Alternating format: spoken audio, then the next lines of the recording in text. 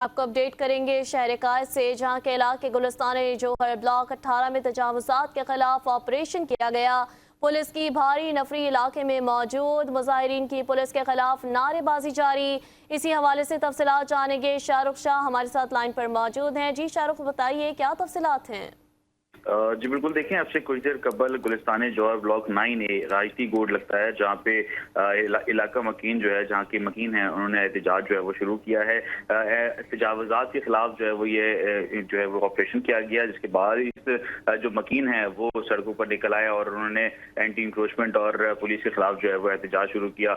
एहतजाज में बच्चे बड़े सब जो है वो मौजूद हैं, जबकि धरने के बाईस जो बिटायाबाद से एयरपोर्ट तक जाने वाली मेन शाहराह है, उसके दोनों जो है वो ट्रैफिक के लिए जो है वो बंद कर दिए गए हैं। जबकि मुजाहिरीन का ये कहना है कि एंटी इंक्रोचमेंट पुलिस और रेवेन्यू डिपार्टमेंट बिल्डर्स के कहने पे जो है वो ये एंटी इंक्रोचमेंट जो है वो कर रहे हैं। और उन्होंने एडिशनल आईजी और डीआईजी ईस्ट से जो है वो ये जो राजती गोट है उसको मस्पार करने की साजिश को जो है वो रिक्वेस्ट ये है कि उसके ऊपर नजरसानी करें और उसके खिलाफ जो है वो बिल्डर के खिलाफ जो है वो कार्रवाई करें।